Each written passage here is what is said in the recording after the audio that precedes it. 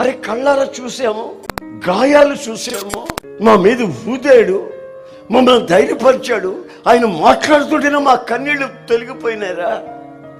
ఏమిటో నువ్వు చెప్పేది? నేను నమ్మను.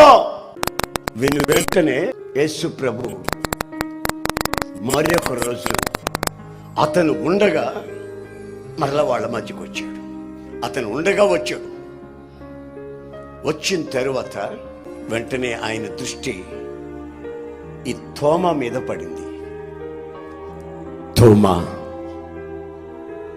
ఇటురా, నా ప్రక్కలో వేలు పెట్టి చూడు, నా గాయంలో వేలు పెట్టి చూడు.